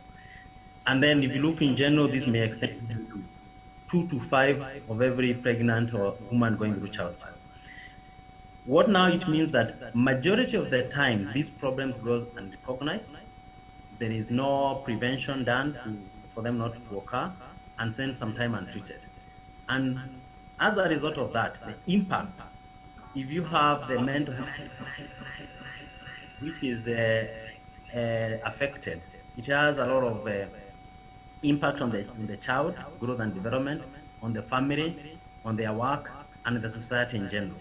So what other aspects we need to address when we are coming up with this programming in the various areas is to look at the risk factors and the other determinants. Issues like poverty, issues like violence towards women, issues like the level of education. So we need to have, you know, the higher literacy level, the better the woman is able to deal with the issues of health. We need to deal with issues of unemployment. Men also have a role to play in this, in ensuring that we are in an environment where there are good relationships, there is love, there is support to the women. So that is at the programming level in terms of promotion of mental health and prevention. Then when it comes to accessing of services, we know this is lacking, as has already been mentioned. So we need to ensure that the services are available, they are friendly, they are affordable. And so what we are doing as a government is, within the framework of UHC, is to make sure that these services are available, they are available at the right time, because we need to have early detection. So we need to realize most of the healthcare workers, that was mentioned by Dr. Jenga, are able to screen and detect this problem and give the appropriate care. And then the women must be able to access services. So if we cannot have mental health services everywhere, we need to start having these services at the workplace, within the community, within the women empowerment groups where can access these services. We need to bring them close to where they are. And we must be very innovative in doing this. We know we don't have enough human resource. You have mentioned the issues of financing. We are at 15 cents instead of 250 shillings per capita. So what do we do? The aspect of integration. If we are having a maternal and child health initiative, we need to bring mental health within those programs. If we are having other initiatives addressing issues of women, we need part of their budget goes to issues of mental health. But at the same time, we're also looking at towards improving the budgetary allocation going to aspect of mental health, to move from 15 cents to 250 shillings per capita. And one of the major recommendations by the task force was to do something we call annual happiness index.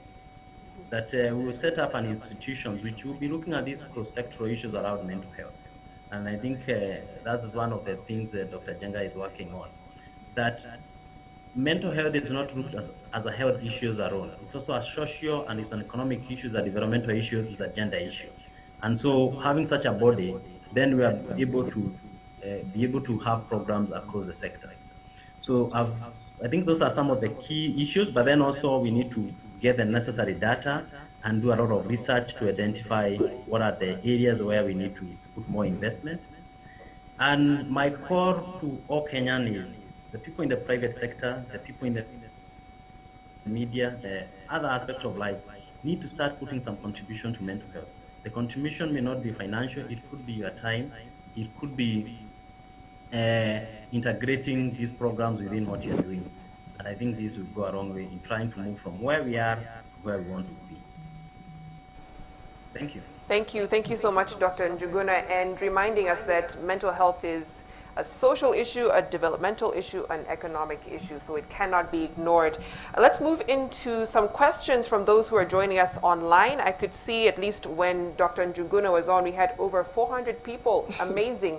And Facebook, of course, we know we have a few more people joining us there. But this question coming in from Maina Waruguru, and he asks, the mental health policy is very clear, especially on equipping the hospitals from the county level with professionals, specialty clinics, and equipment. What is the progress on this? I guess we can direct this to either Dr. Njenga or Dr. Njuguna to take this.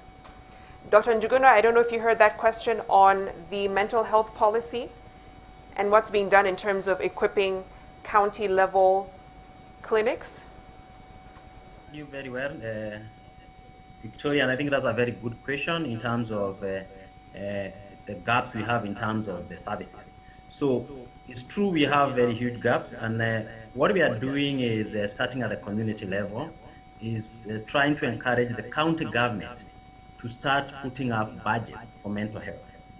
And one of the major items we have in our plans is every county government to establish a mental health coordination unit with a focal person, because with that focal person is the one who will be able to ensure that the plans which we have right now are planned to implement the policy between 2021 to 2020 is adopted by the county.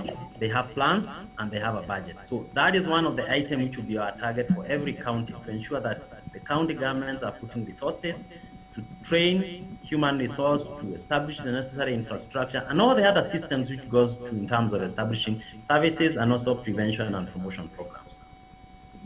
So it's something ongoing, and we have put it as one of our major targets for the county government. Well, there's also an opinion here from one of our listeners, and my opinion is that for this society to appreciate mental health, the conversation about mental health should start from early life. Let's have mental health mainstreamed, even in government agencies, in public institutions. One can lose a job for having a mental health problem. The women leaders need to advocate for mental issues at workplace, schools, and community at large. And of course, this is towards you, Mama Ida, and other women leaders. What is your take on that? I kind of agree with what the person asked. It is very important that this work starts early in life. As I said earlier, we don't wait until they become mothers or older for them to realize the potential that they have. But we must start early in life. Yes. At an early stage, the children should be able to express themselves, and they should be taught on how to recognize issues that are depressing them and be able to talk about them. Yes. As early as it can be. Yes. Because in our society, most of the time, the children are not told, don't say that, don't talk like that. And most of the time, you'll find that the children will not even express themselves. They would not even report in case they are feeling, they feel that they're being abused. Yes. Because they fear the abuser. They would not talk about it. But we must create atmosphere that will enable them to talk about the issues. But more important, we must spend time with the children from early age, so that we get to know them and they get to understand what is happening in the society. I have another question here, and it pertains more to maternal mental health. Dr. Siengo, I'll direct this to you.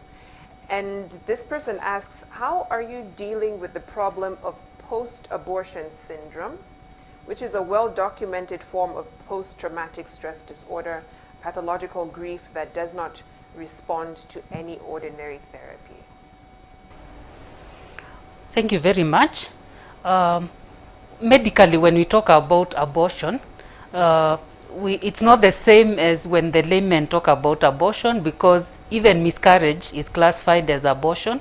But I would want to think that the person is talking about, I don't know about termination of pregnancy or not, but mental health cuts across every age and every gender and every stage of reproductive health. So we need to have women and girls, even at adolescent level, when they become sexually reproductive, from these days puberty can start even from 9 years, to understand, one, about their sexual health, about their physical health. We need to prevent unwanted pregnancies. I know that's a hot cake, a hot topic, where there is always back and forth as to family planning services, whether they should be opened to under 18s or not.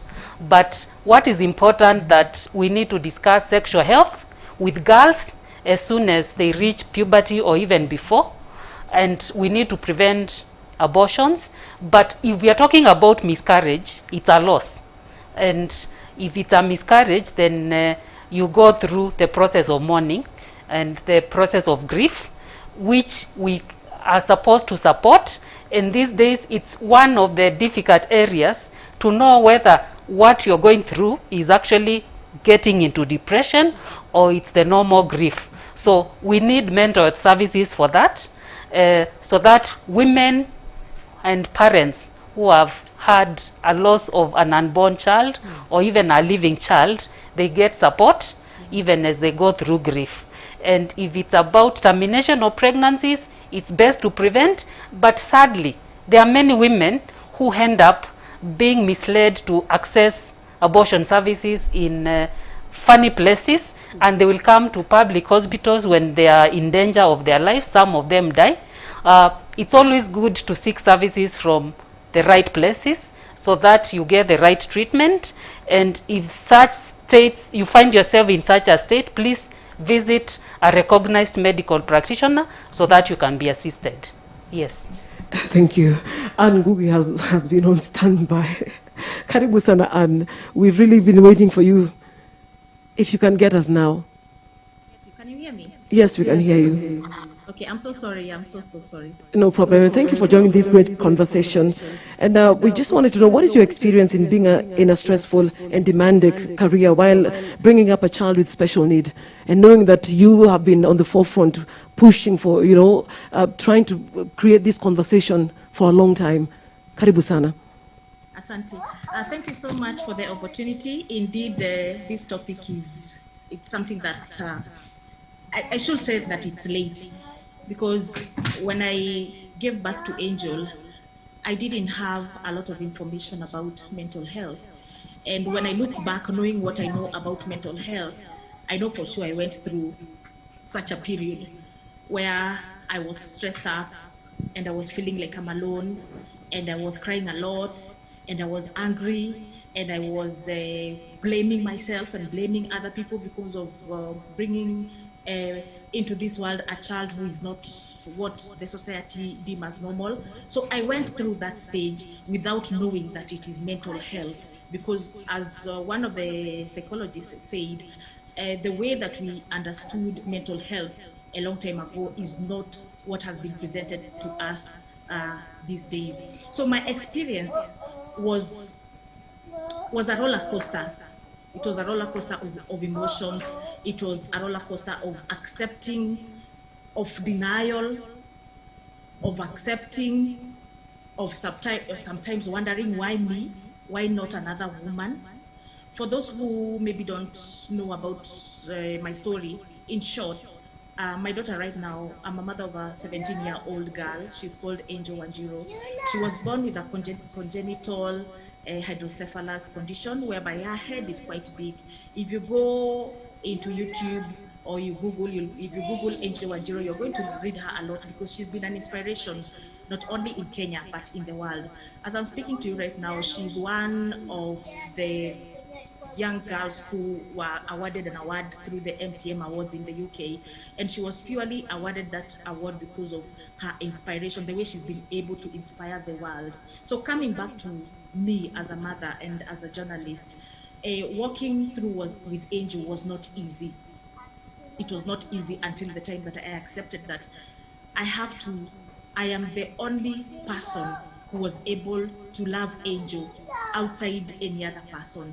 I knew if as a mother I abandoned Angel, she would not have been what she is today. So what I would like to encourage women who are working in their offices and who are working even in their businesses, and they're bringing into this world children who are born with disabilities and special conditions, and maybe they're single women and they don't even know what to do, they are embarrassed about their situations. You have to accept it. The magic will happen when you accept it. When you accept it, you will have freedom. You'll be able to look at your child in a very different point. About balance and work, I had to work and I had to take care of Angel. And sometimes I could spend a lot of time in the office, but there's something that kept me going. The relationship that I built with Angel. Every morning, I remember, since she was able to be aware of who she is, I used to tell her I love her. Every day, I can remember for the longest time, I used to tell her I love her and she's the best. It is me who broke the news to her that she's different, that her head is big, so that I didn't want the community or the society to tell her who she is. I wanted it to come from me. And I think that helped her a lot to affirm who she is. And I am glad that the journey that we started 17 years ago, I can see the fruits and I can see definitely God's hands in everything that we have been doing. Finally, these kind of messages that we are putting across today, they're very important to the ordinary woman who cannot be able to access Zoom, who cannot be able to access psychologists to pay. I don't know what formula can be used to reach out to women who are in the grassroots. They are depressed and they don't know they're depressed. And so people try to call them names, or people stigmatize them because of what they're going through. Thank you so much for this opportunity.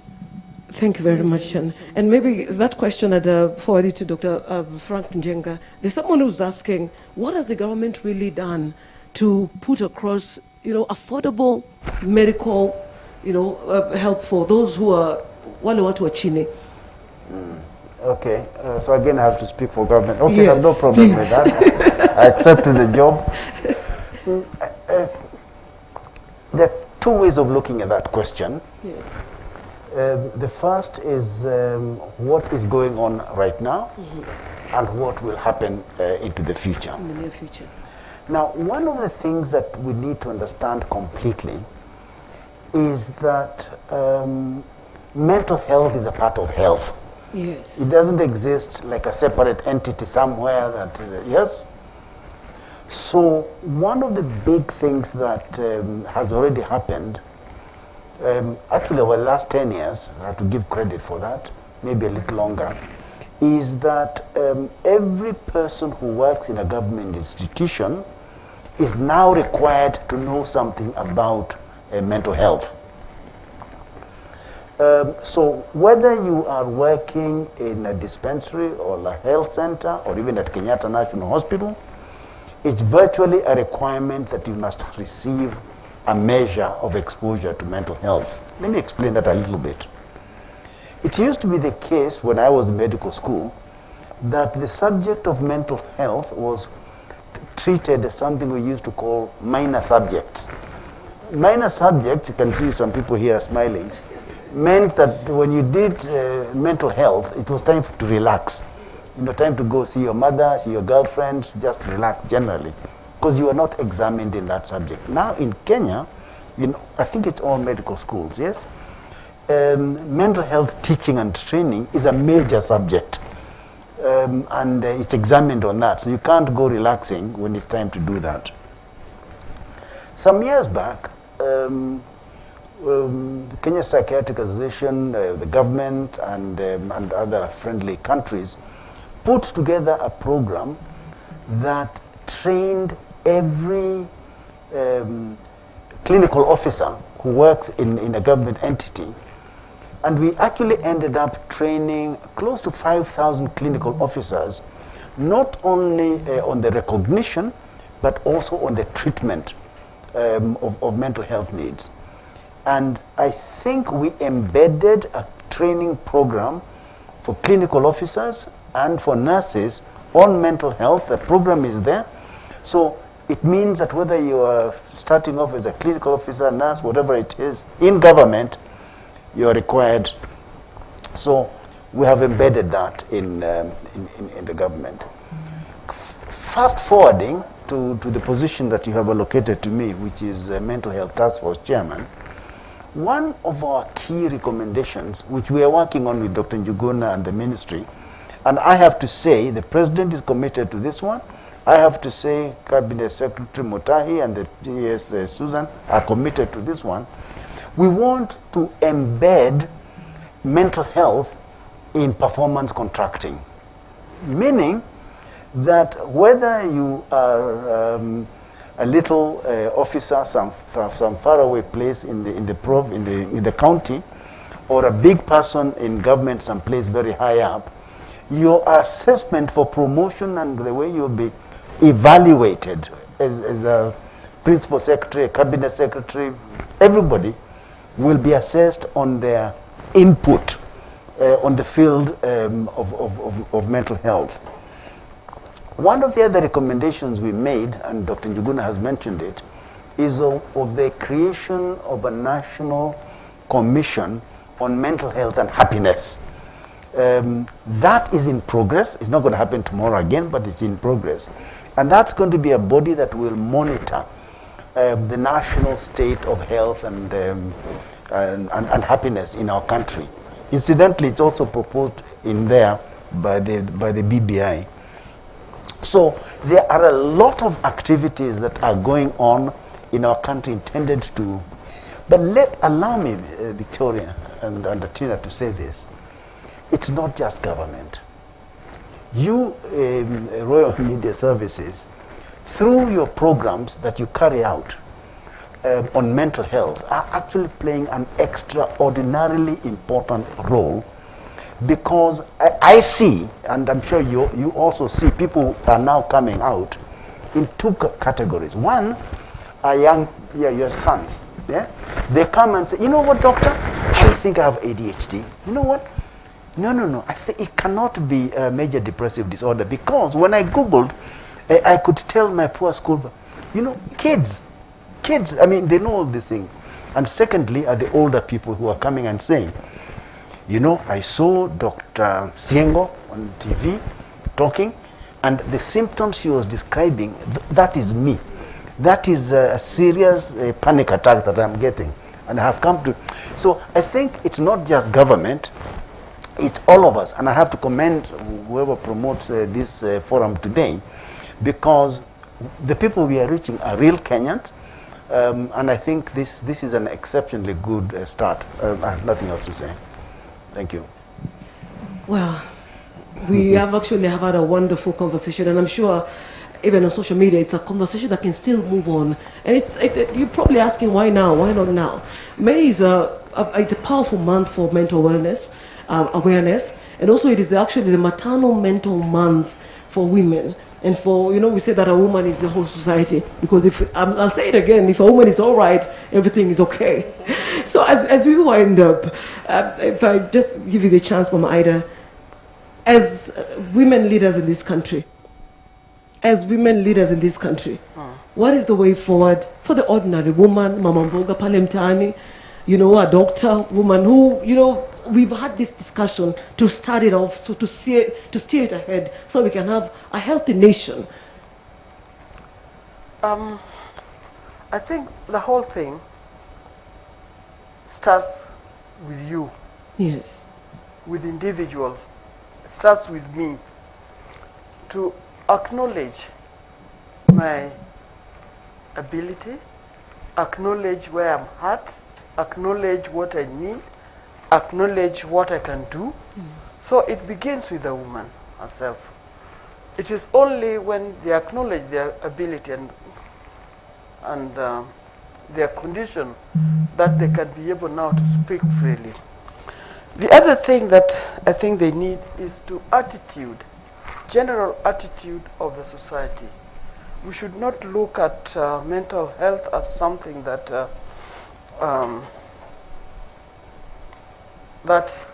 you look down upon or shun or say this wrong thing and so forth. It is just like any other illness. And we should change our attitude towards that. Now, Dr. Jeng has talked about the policy. We need a policy in place that will address the issues of mental health. I know there's a policy coming in, the Kenya medical health policy of 2015 to 2030. Now this policy is waiting to go to the parliament so that it can be passed by parliament and become effective. Now we are looking forward to that, because we know that policy will go a long way to change whatever we are going to do. Then we need to understand and treat other people with understanding. We don't have to be very harsh on them. We need to create an atmosphere that they will be able to understand. Now, I listened to my sister here, Millicent, the CEO of Ola.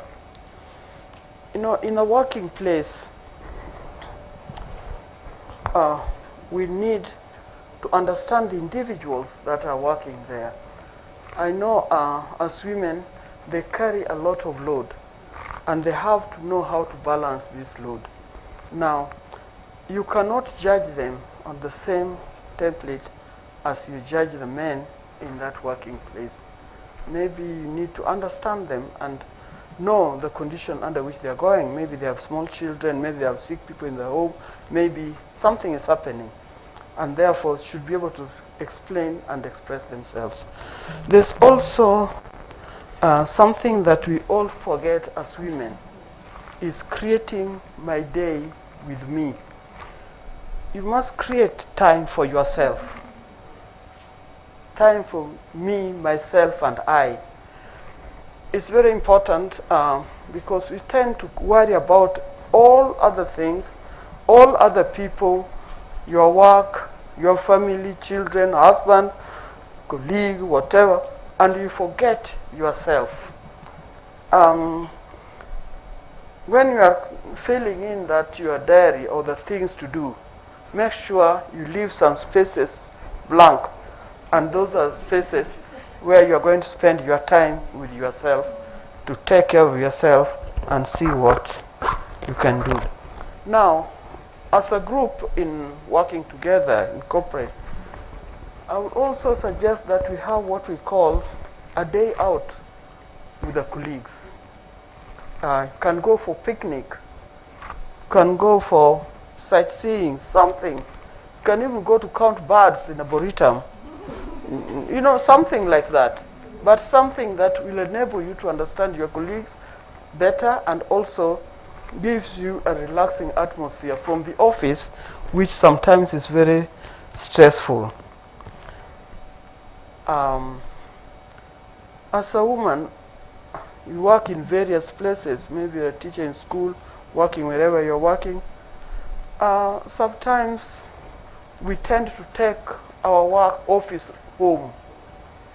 I know right now people are working online, but even when you're working online, you must create atmosphere, home atmosphere.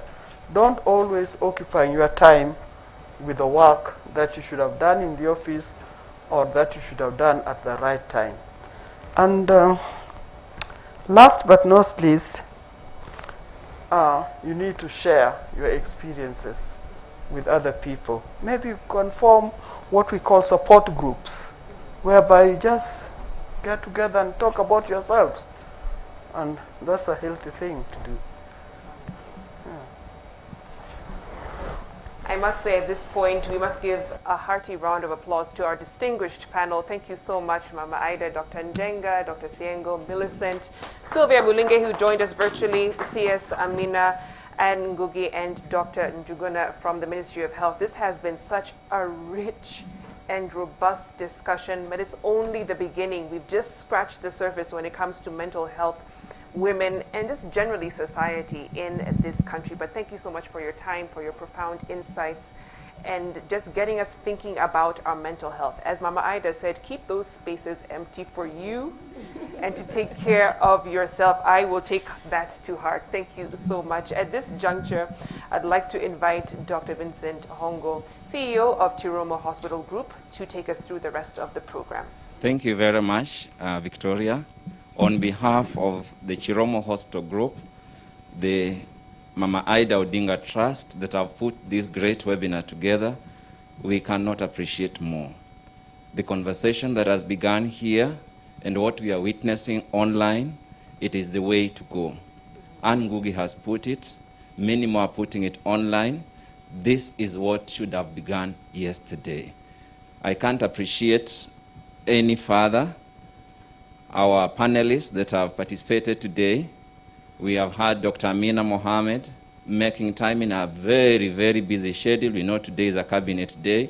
She's been able to fix time for this critical subject. Dr. Njuguna, the Director of Mental Health, has made quality time to be able to direct us on the policy issues around matters mental health. We appreciate Sylvia Mulinge.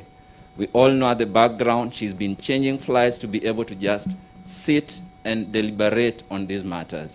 Sylvia Mulinge, we sincerely appreciate what you're doing. We know Safaricom is a big partner in normalizing the conversation on matters mental health. We know it is a way to go. It starts at Safaricom and spreads to the organizations. We sincerely appreciate Millicent Onyonyi my mom, our guide, who has done a lot in the corporate space to be able to mentor young girls, including but not limited to the one I live with in my house. Thank you very much. We sincerely appreciate. Dr. Siengo, our senior consultant, running a very critical clinic, the parenting clinic. She's done a lot. We've seen her do a lot with the teachers. We've seen her do a lot with the young girls in communities. When you talk about beginning down there, Dr. Siengo has been a face of promotive, preventive mental health care. We always see her face on televisions. We always hear her voice in the local stations. Asante sana. We sincerely appreciate Daktari. Dr. Njenga, the Presidential Advice on Matters Mental Health for this Republic of Kenya, our chairman. Baba, we appreciate the wealth of experience that resides in you. We've just scratched it. Victoria, I wish you could have a whole day talking matters mental health. Senior, the beauty is that next month, June, is Men's Month. And we look forward to hosting His Excellency the President, the Right Honorable Raila Amolo Odinga, to discuss this matter at that level. Asante sana, Chairman. To Mama, main pain. To the whole world, the globe should know that we call her main pain.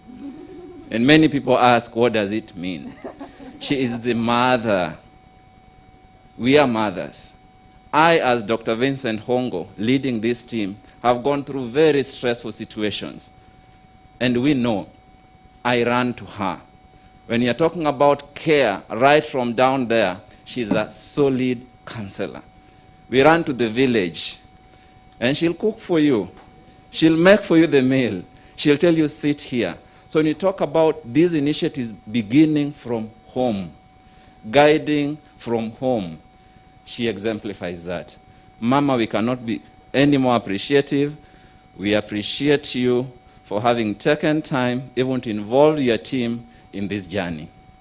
As Victoria has put it, this is one of those significant steps towards normalizing this conversation. To our viewers, to our audience, you are the real champions of mental health. Asanteni sana. Thank you very much. Webare nyo. May God help us to be able to achieve the mental resilience for all women on earth. Thank you very much. Asanteni.